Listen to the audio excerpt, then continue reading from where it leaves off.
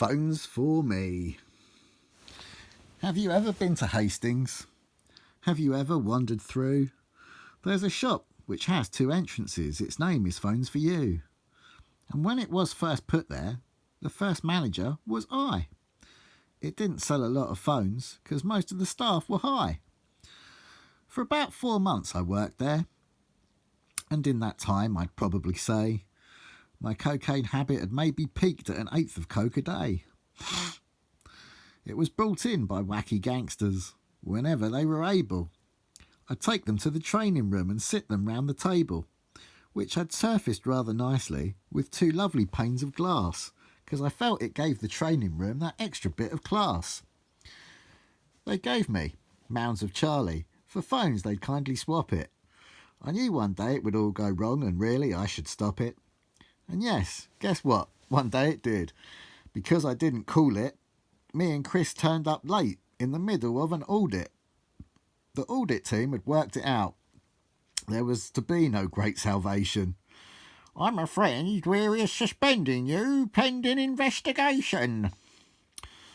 So having been suspended, I resigned by fax soon after. Maybe now they'd let me off, so it ends without disaster. And as all this was going on, Jane's friend Jerry said to me, "My boyfriend works for N-Power. His name is Anthony. He's earning quite good money, and I'm sure that you could too."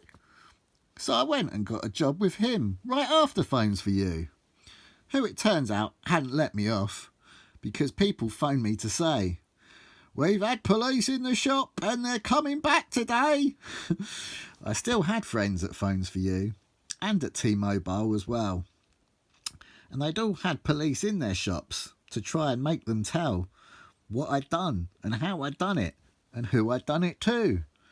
In fact, a lot of people said I should move to somewhere new, like France or maybe Holland.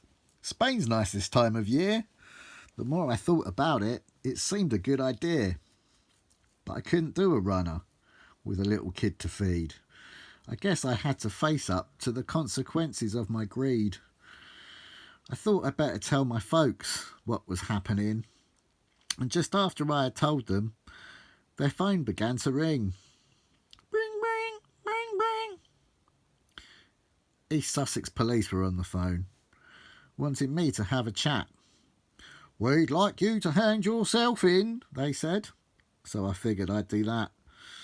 My mate Matt said he would drive me there, providing my pants weren't brown, and he made me drink some whiskey to calm my nerves and help me settle down.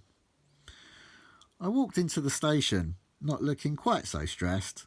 If I hadn't had the whiskey, I would have been a mess. The sergeant took me to a room, but I didn't have a clue what sort of questions I would face in this interview. One thing that didn't worry me was any statement made by Chris, whose dad had had him sectioned, so his interview he'd miss. I also had the benefit of some information I had found. Dan, the young lad who had worked for me, had nicked £100.